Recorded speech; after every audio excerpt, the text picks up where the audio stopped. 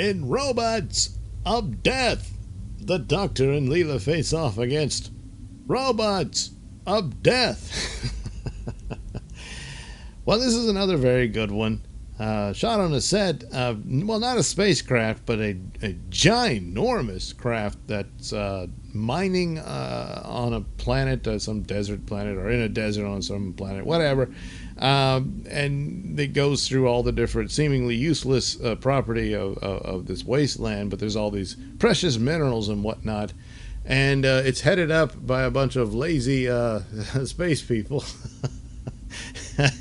who are all rather elitist snobs and don't like each other very much. But this is taking from, you know, the Agatha Christie type plot, but it's in space, and some of the, well, there's some sort of alien. Maybe they're futuristic Earth people. I can't quite remember. But it's a murder mystery, and oh, who's committing the murder? Well, it's robots, but that's impossible. Robots are programmed never to kill. Well, if they can be programmed like that, they can be programmed the other way too. So guess what? Yes, it happened. And so the killer must be one of them. Yes, it is. It's the guy with the Wolverine haircut. Speaking of their costumes, which are pretty wacky, but at the same time, I figure, well, who's to say? You know, it's almost like Flash Gordon level stuff. And they all got these bizarre headsets that they wear and stuff. But it works. I think it's fine. And one of them, you'll see it appear again briefly when Romana regenerates, and one of the different bodies she tries on is probably a kid, I guess, or just like really short, but the kid's kind of wearing this outfit that this woman's wearing in this story. Yeah, they're all rather snotty people, and they're out for the money and all this sort of thing. And the only nice people are the robots who go crazy and start killing people. When their eyes turn red, you know, you're in trouble. So, of course, the Doctor and Leela, as usual with the Doctor, stumble into this planet. There's an interesting conversation between them where, you know, Leela asks the obvious question of why is it, you know, so much larger inside the TARDIS than outside, and the Doctor explains the transcendental dimension engineering that Time Lords are capable of, which basically the interior of the TARDIS is not actually inside it. It's almost as if the police box is just a portal to this other dimension, that the actual ship of the TARDIS exists. And so he tries to explain that, and she quite correctly says, that's silly. And yeah, it is. Anyway, I guess the only failing thing here is a lot of times, and this happened a lot with different shows and films, of the photography that was introduced in movies like Star Wars and 2001 and that sort of thing, was if you got the lens correct and whatnot, you could make miniature models look like the giant things are supposed to. But here, well, no.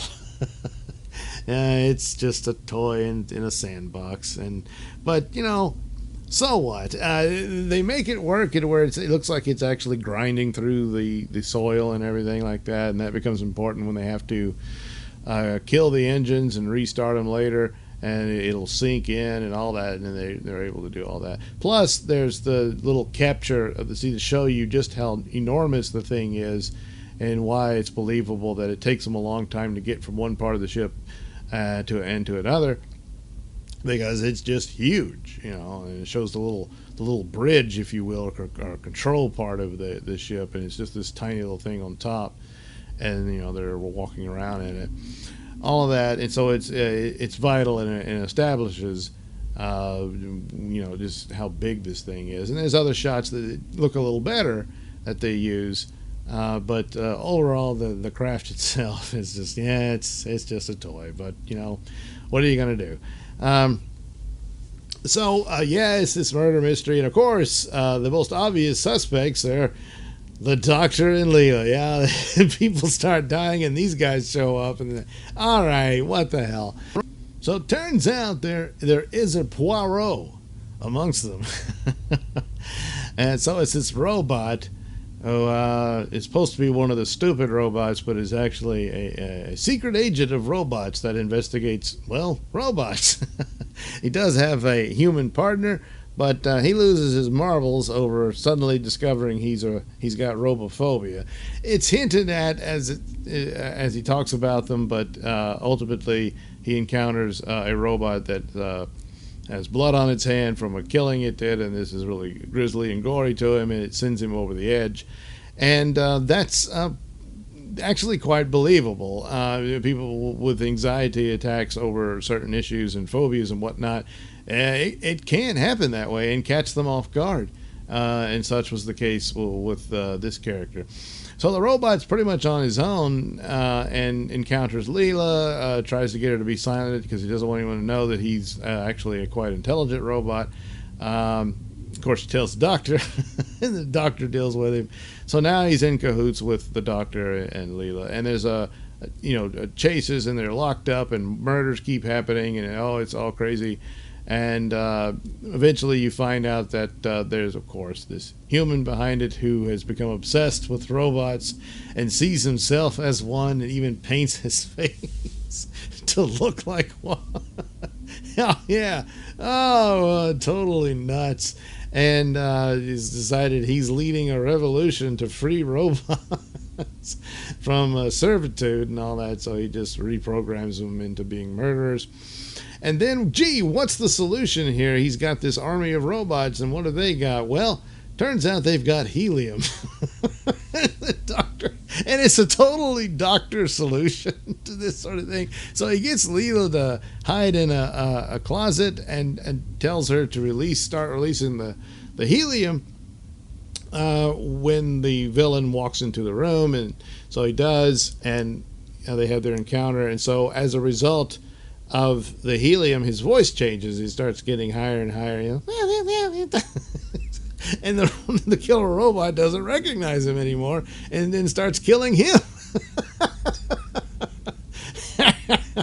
And so ultimately they have to defeat it. The robots are all destroyed as the good robot sacrifices himself with this, I don't know, I guess it's like an electromagnetic pulse type deal, but the main killer robot was still going and all that. So it's kind of sad about the good robot, because it's almost as if they're setting him up to be a companion. I don't know if there was any thought of that, but of course eventually they do get a robot companion.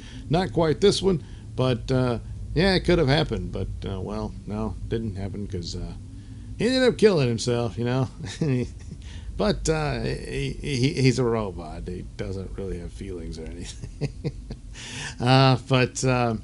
So there you go. And once again, Leela handles herself quite well, even though most of her weapons and whatnot are rather ineffective to these monsters. But she's still, pretty tough as nails, and survives, and works out and everything. So anyway, it does touch on the interesting concept of the robophobia, and people might snicker at it, but you could understand that could certainly be a real thing that happens, and especially after an ordeal like this.